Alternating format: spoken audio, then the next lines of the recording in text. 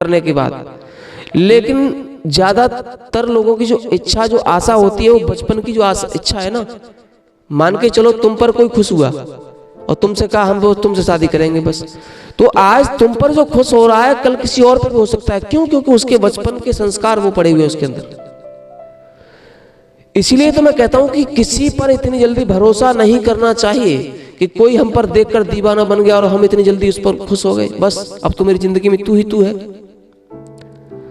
और ये भी नहीं कहता कि सब गलत होते, कुछ कुछ लोग, कुछ कुछ लड़कियां, कुछ कुछ लड़का लोग अच्छे भी होते हैं, वफादार होते हैं, जो एक से अगर संबंध बना लिया तो फिर एक से ही है, दुनियादारी से कोई मतलब लेना देना नहीं। लेकिन फिर भी थोड़ा समझने की जरूरत है। जो अतुल सुभाष का आज हुआ है वो क्यों हुआ है? बिना विचारे जो करे सो पाछे पछता है, और काम बिगाड़े आपनो जग में हो तो हंसाए। मेरा मतलब यह है कि बिना विचारे कोई भी काम अगर किया जाता है तो उसमें या तो अपना नुकसान होता है और समाज हंसता है। तो मेरा मतलब यह है कि हमारा सनातन धर्म ये सिखाता है कि मुसीबत भी अगर आ जाए तो उस मुसीबत के पहाड़ को हिम्मत से तोड़ना चाहिए।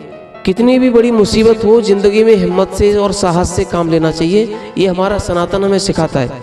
लेकिन आज क्या है कि लोग, बड़े बड़े पैसे वाले मैंने बहुत देखे, बड़े बड़े बिल्डिंग वाले बहुत देखे मैंने, बड़ी बड़ी गाड़ियों में चलने वाले लोग हमने देखे, लेकिन उनके अंदर सब कुछ बहुत था लेकिन हिम्मत थोड़ी सी थी।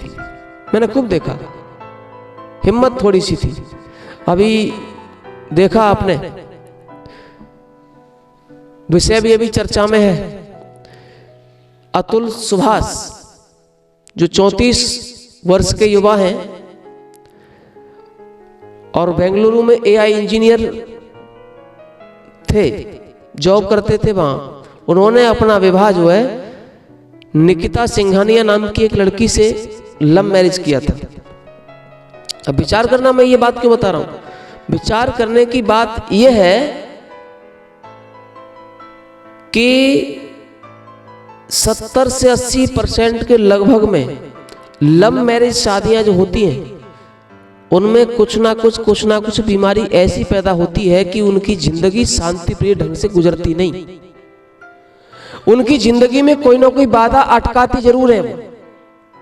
क्यों? क्योंकि बहुत थोड़ी ऐसी होती हैं, मैं लड़कियों की बात नहीं कर रहा हूं, लड़कों की बात कर रहा हूं।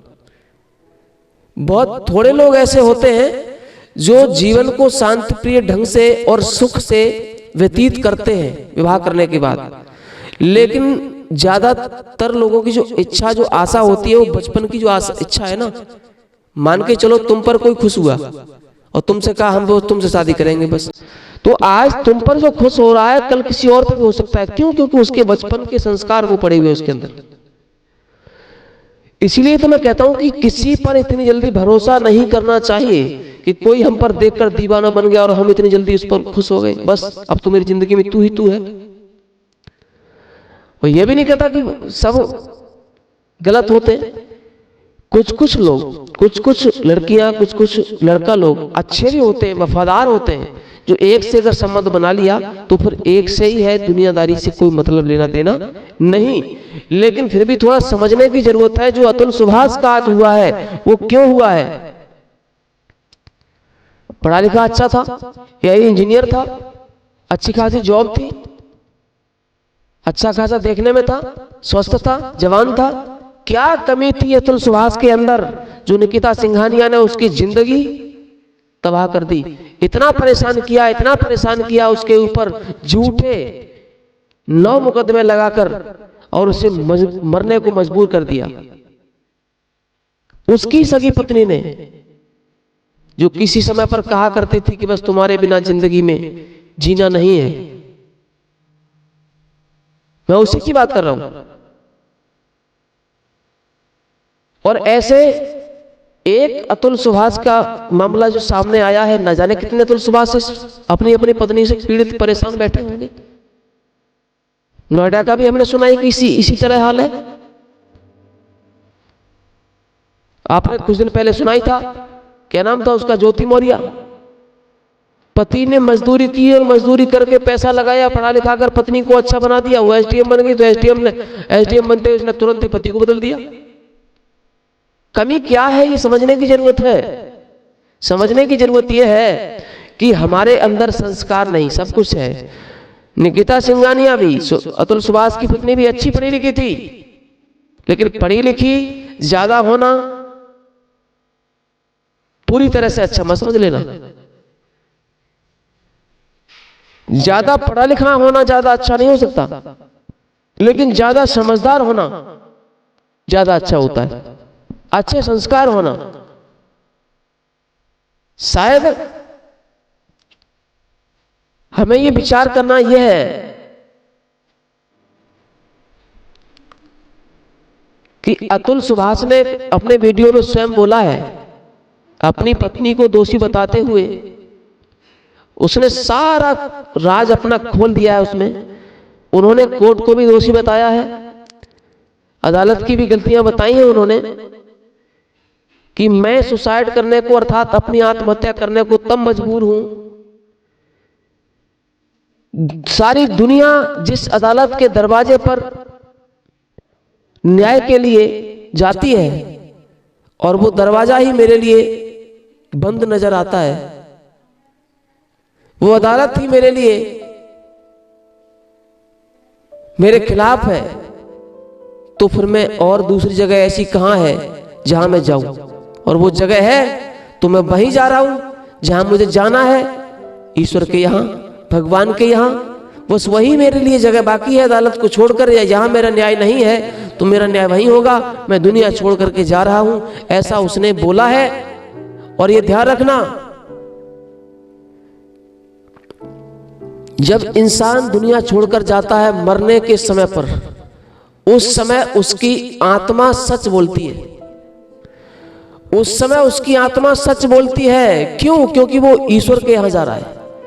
सारी दुनिया में चाहे वो कुछ भी बोलता रहे, लेकिन जिस समय वो भगवान के यहां जाने को तैयार होता है, उस समय उसकी आत्मा झूठ नहीं बोलती, सच बोलती है। उसने जो वीडियो में बोला है वो सब कुछ सच बोला है। इसीलिए मैं कहता हूं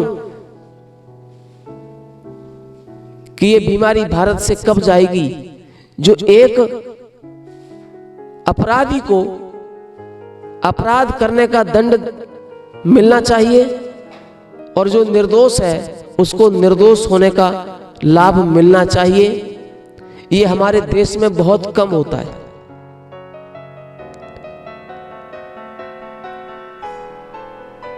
मेरा मतलब है, हमें इस एक अतुल सुभाष की मौत से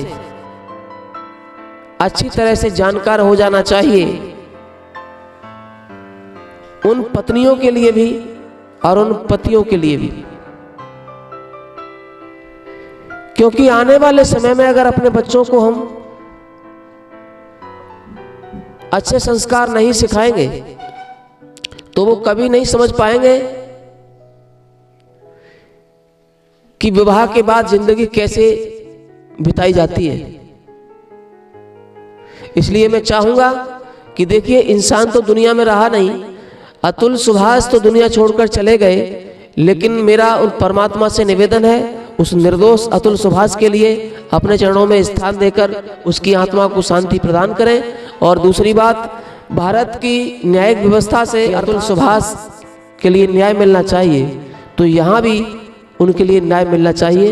ये ऐसा हमारा सबका निवेदन है। क्यों? क्योंकि समाज में आने वाले समय पर अगर ये ऐसा ही उल्टा होता चला गया तो समाज पर इसका बहुत गलत प्रभाव पड़ेगा। उन लड़कियों को ये बोध ही नहीं हो पाएगा कि आखिर पति क्या होता है और कैसे उसके साथ जिंदगी बिताई जाती है, वो समझ ही नहीं पाएंगे कभी भी।